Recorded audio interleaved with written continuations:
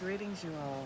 Peace and blessings. Happy. Today is Thursday in Bali and Wednesday, still Wednesday evening in the States. We are 12 hours ahead of the East Coast, so whatever time it is so it's 2 p.m. here, it's 2 a.m. on the East Coast, and then it's like 11 p.m.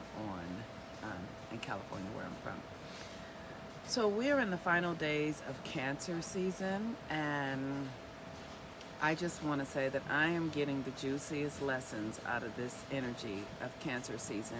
And I wanted to come in today and talk about our most primary relationship in our lives, other than the ones that we're having with ourselves, is the one that we're having with our mothers. And I feel like what I'm clear about is that because there was a time when I didn't understand how reality worked. I still don't fully get it in real time, but I do get it theoretically. And what I want us to begin to understand is that we are projecting realities. We are not experiencing reality, we're experiencing our own thoughts and feelings, our own stories about reality. And the most prominent story that is impacting your reality is the one that you have about your mother. The story you tell about your mother, the feelings you have about your mother will become the actual experiences you have in your own experience and in your relationships with women and in your relationships with men. There is something so powerful about that DNA coding that comes through our mother's lineage that she is born with. Your mother is born with you already an egg in her ovary. Your mother was an egg in your grandmother's ovary. Your grandmother was an egg in your great-great-grandmother's ovary. So all of these experiences that you are having are coded into you at the earliest onset, before you even were thought of, right? Like you were already coded in your mother's DNA. So one of the things that I'm experiencing is that I have had stories of my mother, of her being weak, of her being codependent and reliant upon men, of her being mean, of her being stupid. Like I just have had all sorts of stories about my mother. And I'm spending this month during cancer season doing an enormous amount of self-forgiveness work for the ways that I have judged my mother. And this has nothing to do with being friends with your mother or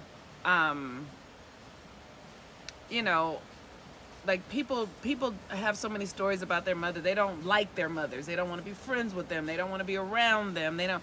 I get it. And this is not about that. This is about the energy that you are projecting for your own reality based upon the womb that you came from, based upon the stories that were already created in your system that you are living out. So the more that I'm seeing, if I can make peace with who my mother was, accept her for who she was, love her, meaning compassion, love, like she was this way because that happened to her. She was this way because she wasn't taught this and this and that. She was like this because she had this deep fear that what started in her childhood, like compassion, like really extending love and compassion to our mothers from inside of ourselves. This does not mean you have to call her and be like, I forgive you, or I let me know. This is an understanding. This is a way to build your own humanity. This is a way to love yourself even more, or at all, because many of us don't love ourselves. Why? Because we have mothers that didn't love themselves. We have grandmothers that didn't love themselves, so we don't even know what self-love is. And what I see that looks like with women, we just fill up our time and energy with all manner of things that don't have shit to do with nothing.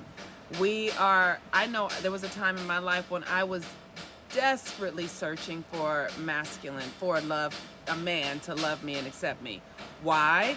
Because the love and acceptance that my mother gave me didn't satisfy the feeling and the connection of love and acceptance. So I sought it out in other places because of my relationship with my mother. Many of us have a really hard time being with ourselves because we don't really like ourselves. If it's one thing that I have cultivated, that I'm so grateful that I have cultivated, is solitude. I love being alone. I love being in my own thoughts, and I need to get better at it because the way that I do it is still connected to outside validation in some ways, not from necessarily another person, but it's still there. I still feel like when I hold a line to be true to myself and to prioritize myself over the needs of others, I feel guilty for that. I feel like I'm doing something wrong to other people, and I know that that is not the case.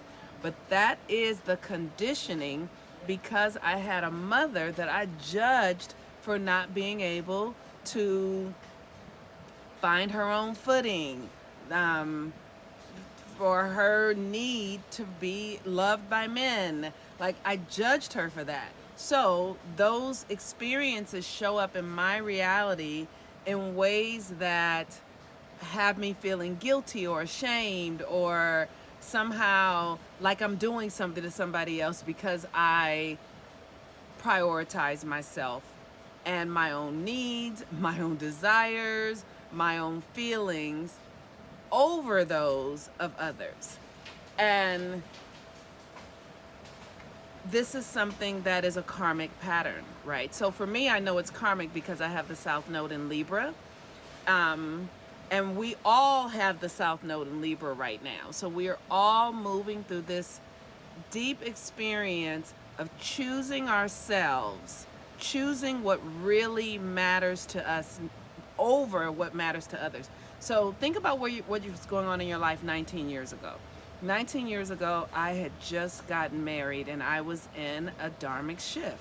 And the dharmic shift was towards Aries, and my South Node is in Libra, and I got married. Like, looking back, I can see so clearly why my relationship ended.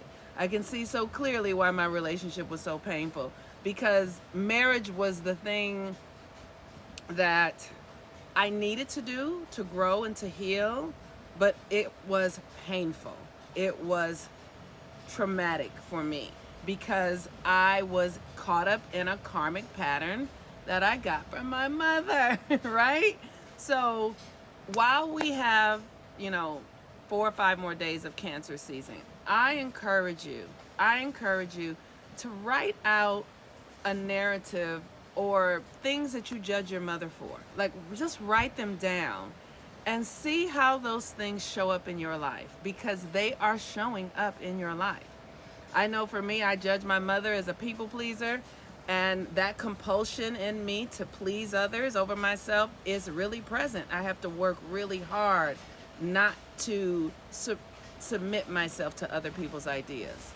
And do your best to do some meditation and prayer work around how this reality really works, to understand that you are carrying generational patterns, not just of traumas, but of gifts and magic and all manner of things. But if you don't understand how reality works, you can't access those gifts. You can't heal that trauma if you don't understand that you are projecting the reality and how you are doing that. All right, y'all. Peace and blessings. I'm the Moon Mama. Check me out at healwiththemoonmama.com. Peace and blessings. Bye-bye.